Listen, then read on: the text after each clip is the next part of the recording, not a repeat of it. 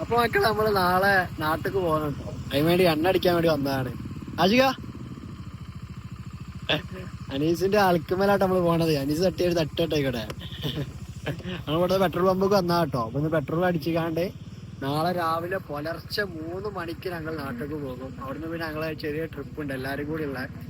അപ്പൊ ഇവിടെ ഉള്ള ഒരു പെട്രോൾ പമ്പാട്ടോ ഈ കാണുന്നത്. ഇവിടുന്ന് എണ്ണ അടിച്ചിക്കാണ്ട് പമ്പ് കയറിക്കോ അടിക്കോ. അങ്ങനെ ഇവിടുന്ന് എണ്ണ അടിച്ചാണ്ടാട്ടോ ഞങ്ങൾ ഈ പോണത്. അപ്പൊ മക്കളെ നമ്മളിത് അവിടുന്ന് പോവാണ്. വണ്ടിക്ക് ഫുള്ള് കെട്ടിക്കഴിഞ്ഞ് അൽക്കുമല പോണ അനീസ് ഇതാ തള്ളി കഷ്ടപ്പെടുന്നുണ്ടല്ലേ.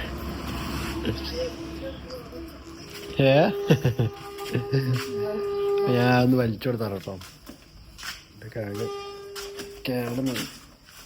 നല്ല തണുപ്പാട്ടോ. അപ്പൊ നമ്മളിങ്ങള് വരുന്ന വഴിക്ക് നല്ലൊരു സൂര്യകാന്തി തോട്ടം കണ്ടിരിക്കണം കേട്ടോ. നല്ല സ്പീഡിലാണ് വന്നിരുന്നത്. നല്ല റോഡ്, കർണാടകത്തെ സ്ട്രൈറ്റ് റോഡല്ലേ, നല്ല സുഖമായിട്ട് വരാൻ പറ്റും.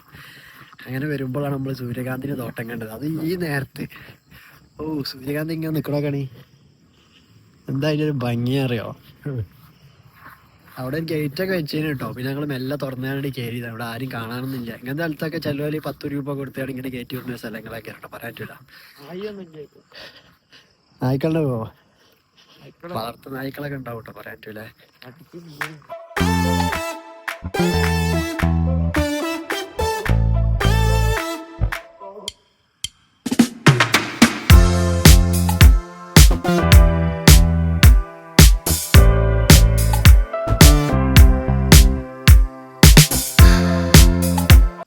അങ്ങനെ പോവാട്ടോ അവിടുന്ന്. നല്ല തണുപ്പില്ല, പൊലം തണുപ്പാട്ടോ.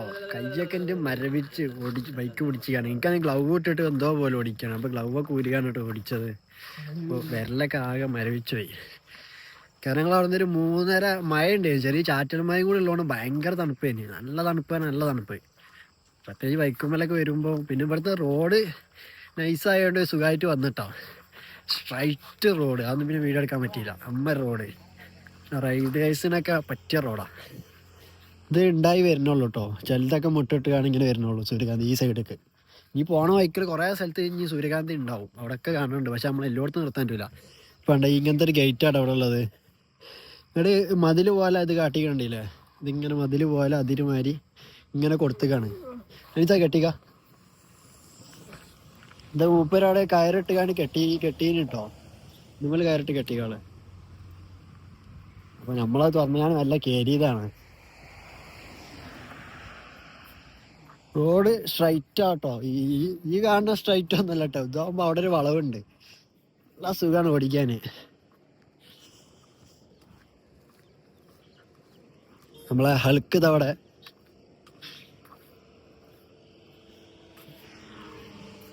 ഡൊമിനർ 400.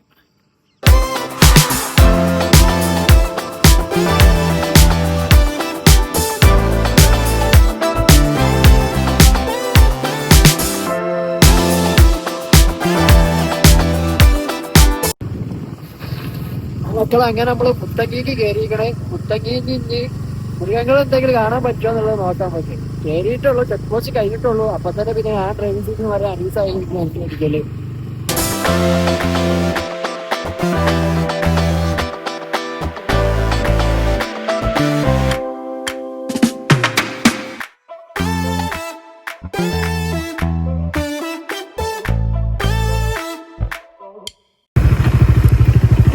മരം വീണിക്കണ് ഗായ്സ്. മുത്തങ്ങയിലൊരു മരം വീണിട്ടുണ്ട്. ഓ ഗായ്സ്, കൊമ്പനാണ് കേട്ടോ. കൊമ്പനാണ്. അങ്ങനെ നമ്മള് കുട്ടിക്കൊമ്പനെ കണ്ടിക്കണേ. ഒരു കൊമ്പനെ കാണാന്നുള്ളൊരു പൂജ നമുക്കുള്ളില്ല. നമ്മളെ ഒരു കൊമ്പനെ കണ്ടിക്കണം. ഇനി നമുക്ക് നല്ലൊരു കാട്ടിനും കൂടി കിട്ടിയ ഇന്നത്തെ പരിപാടി കുശാലായിട്ട്. നമ്മൾക്ക് മയിലിനെ കണ്ട് എല്ലാ ഏകദേശം മൃഗങ്ങളൊക്കെ ഉണ്ട്. ഇതുള്ള പുലി എങ്ങനെ വന്നിട്ടാണെങ്കിൽ നേക്കുണ്ട്. തമ്പുലയിൽ കൊടുക്കാൻ പുലി കഴിഞ്ഞതൊക്കെ റൈഡർ റെഡി ആയിട്ട്.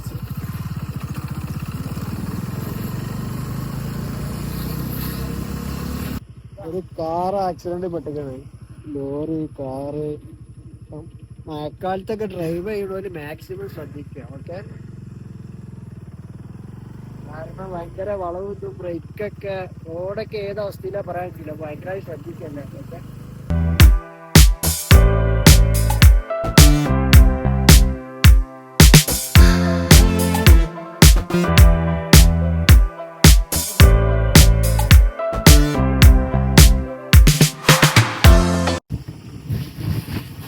കാട്ടുപോത്ത്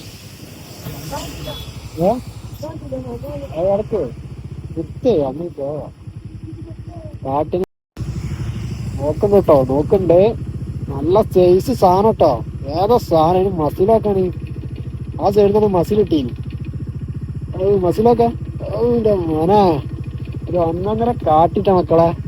കാട്ടിനെ കൂടി കാണുന്നത് ഞാൻ ആഗ്രഹിച്ചിട്ടുള്ളൂ. ഇതേ കിട്ടി. വീട്ടിലും കാട്ടി പക്ഷെ ഒറ്റ ഒന്നുള്ളൂ കേട്ടോ. അതിന്റെ ജോഡികളൊക്കെ ഇവിടെ ഒഴുത്തന്നെ ഉണ്ടാവും. വീട്ടിലും കാട്ടിനും കണ്ടുകാണ്ട് നമ്മളെ യാത്ര ആരംഭിക്കുകയാണ് മക്കളെ. അങ്ങനെ എല്ലാത്തിനും നമ്മൾ കണ്ട അവസാനം നമ്മള് കാട്ടിനെ കണ്ടിക്കണേ. ഈ വലിയ കാട്ടുക പൂലെങ്ങാനും വരണോ ഇത്തെങ്കിലും ബാക്കി എല്ലാം നമ്മള് കണ്ടണേ. മഴക്കാലത്ത് പറഞ്ഞാൽ എങ്ങോട്ട് പോയാലും ഭയങ്കര വൈബാണ് കേട്ടോ. കാരണം പ്രത്യേകിച്ച് ഒന്ന് പച്ചപ്പായി നിൽക്കുന്ന സമയത്ത് ഭയങ്കര രസമൊക്കെയാണോ ഓൾറെഡി കാണാനൊക്കെ. നിങ്ങൾ പ്രകൃതിക്ക് തന്നെ ആസ്വദിക്കുക. മഴക്കാലത്തൊക്കെ എവിടേക്കെങ്കിലൊക്കെ പോവാം. മഴക്കാലാകുമ്പോ എല്ലാ കാര്യത്തിലും കുറച്ചും കൂടെ ശ്രദ്ധ വേണം. എന്നാലും അപ്പൊ ട്രാവലിംഗ് ഒഴിവാക്കേണ്ട ഒരു ആവശ്യമൊന്നുമില്ല. ഓക്കെ. ഒരു കാട്ടുപന്നിയൊക്കെ ഉണ്ടോ? കാട്ടുപന്നി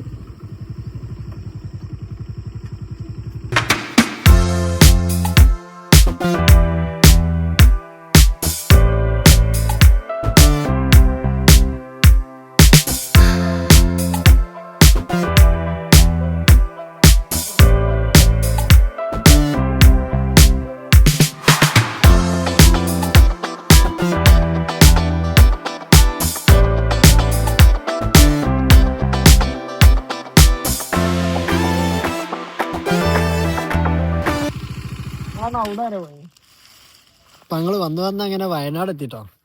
വയനാട് എത്തിയിട്ട് കുറച്ചു നേരമായി. നമ്മൾ വന്ന വൈക്കാണത് ഡൊമിനർ 400 ആൾക്ക് അനീസിന്റെ ആൾക്ക്. പിന്നെ അനീസ് ഈ റൂട്ടിൽ ഇതിന് മുന്നേ വന്നതിന് അനീസ് ഇത് കൂടെ ഒക്കെ ബൈക്കായിട്ട് പോയി എന്നൊക്കെ പറഞ്ഞു. അപ്പൊ ആ സ്ഥലം ഒന്ന് കാണാൻ വേണ്ടി വെറുതെ വന്നാട്ടപ്പത്. അപ്പൊ മഴ പെയ്താൽ പിന്നെ വയനാടിനൊരു പ്രത്യേക തരം ഭംഗിയാട്ടോ. അതേപോലെ തന്നെ മഴ പെയ്താൽ വയനാട്ടുകാരെ ദുരിതം എന്ന് പറഞ്ഞാൽ നമുക്കൊരു പേടിയാണ്. അവിടെ വേഗം മണ്ണിടിച്ചിൽ അങ്ങനത്തെയൊക്കെയുള്ള സ്ഥലങ്ങളല്ലേ. അതിൻ്റെ ഒരു പേടിയും കൂടി നമുക്ക് ഉണ്ടാവും.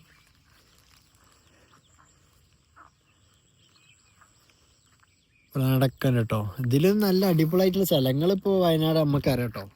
തേയിലത്തോട്ടമൊക്കെ ഉള്ള അടിപൊളിയായിട്ടുള്ള സ്ഥലങ്ങളുണ്ട്. പക്ഷെ എന്താ വെച്ചാൽ നമ്മളിപ്പോഴാണ് പോകണില്ല. അപ്പോൾ വീട്ടിൽ എത്തിയാൽ മതി നയിക്കണം. അല്ലേ പുലർച്ചെ പോകുന്നില്ല കുറേ മഴ ഇതൊക്കെ കൊണ്ട്. അങ്ങനെ അനീസ് ഇപ്പോൾ നമ്മൾ ട്രിപ്പ് ഇപ്പോൾ കൊടൈക്കനാലിലേക്കാണല്ലോ. പക്ഷെ അനീസ് പോലൊക്കെ പറഞ്ഞതിൻ്റെ ട്രിപ്പിന് മഴമാണെന്ന്. അപ്പോൾ മഴ ചെയ്തപ്പോത്തിന് ഇപ്പോൾ അനീസ് ആകെ ചീച്ചിലായിക്കണം. എന്താ അനീസാ കൊടൈക്കനാലിലേക്ക് പോകുമ്പോൾ മഴ വേണോ?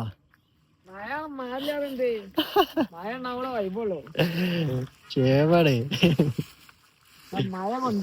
നമ്മളെ നാട്ടിലൊക്കെ പറഞ്ഞാല് എടുത്തോടെങ്കിൽ കരത്തുമ്പാറ അങ്ങനൊക്കെ പോകുമ്പോ മഴത്ത് പോകുമ്പോ രസമാക്കിയാലോ. ഇതൊരു 100-300 കിലോമീറ്റർ മഴ കൊണ്ടാണ് പോകുമ്പോ പോയ സ്ഥലത്ത് ഫോട്ടോ എടുക്കാനോ വീഡിയോ എടുക്കാനോ ഒന്നൊരു നേക്കുണ്ടാവില്ല. ഏത് ചെറുതാണെങ്കിൽ ബൈക്കും പോകുമ്പോഴൊക്കെ വണ്ടി ഓടിക്കുമ്പോഴൊക്കെ ചോരണം. ഒന്നാമത് തണുപ്പുള്ള സ്ഥലത്തേക്കാണ് പോണത്. അതിന്റെ അടങ്ങേറ് നല്ല ഉണ്ടാവും. അനുഭവിക്കേണ്ടി വരും. അപ്പൊ നമ്മൾ ആസ്വദിക്കണമെങ്കിൽ ക്ലൈമറ്റാണ് വേണ്ടി. മഴയൊക്കെ നമ്മൾ കാറെടുത്ത് പോയാലോ? കാറാക്കണോ? കാറാക്കണോ? കാറിലാണ് മഴക്കാലത്ത് കാറിൽ പോയാലാട്ടോ ഭയങ്കര നേക്കാരോ. മഴ കൊള്ളാണ്ട് ഡ്രസ്സൊക്കെ മാറ്റിയ വൃത്തിയിൽ മട്ടത്തിലൊക്കെ പോവാം. അതൊക്കെ ബൈക്ക് റൈഡർമാർക്ക് വിഷയമല്ല. മഴ അപ്പളാണ് നേക്കുള്ളൂ.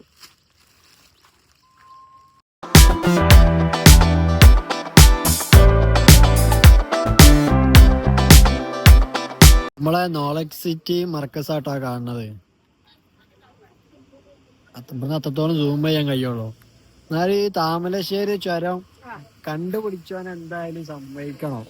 അവിടുന്ന് ഏകദേശം അവിടുന്നൊക്കെ കയറി വരുന്നുണ്ട്. അവിടുന്ന് ഇങ്ങനെ കറങ്ങി ആ റൂട്ട്. അവിടുന്ന് പിന്നെ ഇങ്ങനെ എത്രയോ ഈ 2-3 മലൊക്കെ ഇങ്ങനെ കയറി ചുറ്റി ഇതാ പോണ്. അവിടുന്ന് എങ്ങനെയൊക്കെ എത്ര ചുറ്റിക്കാണ്ടാണ് മേപ്പോട്ട് കൂടെ ഇങ്ങനെ വരുന്നത്. എങ്ങനെ ഒരു മലമല ഇങ്ങനെ റൂട്ട് കണ്ടെത്തിന്നാവോ അനീസ? അവിടുന്ന് ഏകദേശം അവിടുന്നൊക്കെ റോഡ് തുടങ്ങുക. ഇങ്ങോട്ട് ചുറ്റി ഇങ്ങനെ റോഡ് കണ്ടെത്തി സമ്മതിക്കണല്ലേ.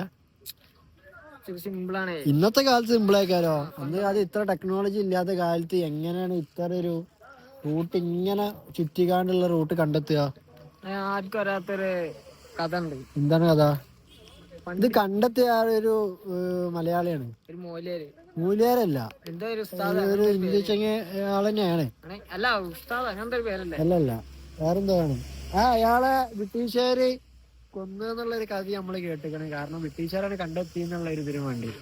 അയാള് പിന്നെ പ്രേതായി വന്നൊരു കഥയുണ്ടായിരുന്നു. ഏത് കഥ? ബൈക്ക് ഞാൻ അങ്ങോട്ടും ഉണ്ടായിടുക ഒരു 170 കിലോമീറ്റർ സ്പീഡില് ഞാൻ അവിടെ അച്ഛ ചാടിക്കറി 3 കാറിന് ഓവർടേക്ക് ചെയ്ത് മുന്നിലെത്തുമ്പോ 2 സ്ഥലത്തു നിന്ന് ഒരു മരങ്ങളൊക്കെ മണ്ണിടിച്ചിട്ട് ഇതിലേക്ക് കണ്ട് ഇതായി കേൾക്കുമ്പോ തന്നെ ഒന്ന് ചാർജ് ആവും.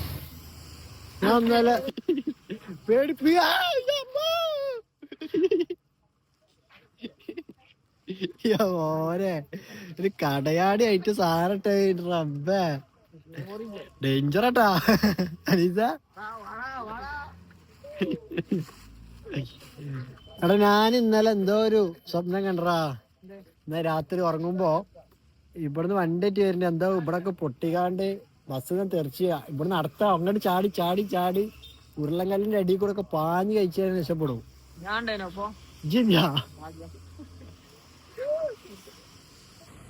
നമ്മള് താമരശ്ശേരി ചുരം പറയുമ്പോ ഫസ്റ്റ് ഓർമ്മ വരുന്ന ഡയലോഗ് എന്താ? സിനിമ ഡയലോഗ് ഒന്ന് അങ്ങോട്ടോ ഒന്ന് ഇങ്ങോട്ടോ. പപ്പു വരണില്ലേ, കുതിരവട്ടം പപ്പു. ആ ഡയലോഗാട്ടോ നമുക്ക് ചുരം. ആ താമരശ്ശേരി ചുരാണ് ഇപ്പത്തെ.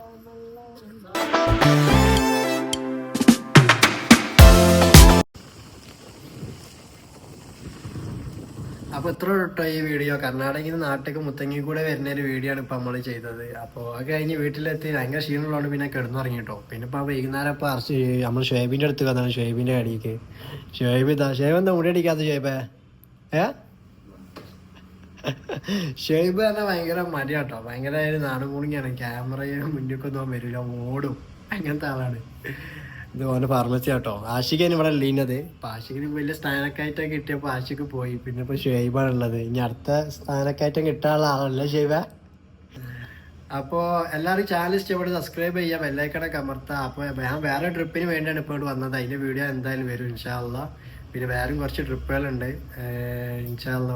വയ്യ എല്ലാ ട്രിപ്പിന്റെ വിശേഷങ്ങളിലേക്ക് നമുക്ക് വരാം. അപ്പോൾ സബ്സ്ക്രൈബ് ചെയ്യാൻ ആരും മറക്കണ്ട, കാരണം അത്രയും ആൾക്കാർ സബ്സ്ക്രൈബ് ചെയ്യണില്ല. അപ്പോൾ ഇമ്പോർട്ടൻ്റ് ആയിട്ട് സബ്സ്ക്രൈബ് ചെയ്യുക, അതാണ് ഏറ്റവും വലിയ ഊർജ്ജം. അപ്പോൾ അടുത്ത വീഡിയോ കാണും വരെ ബൈ ബൈ.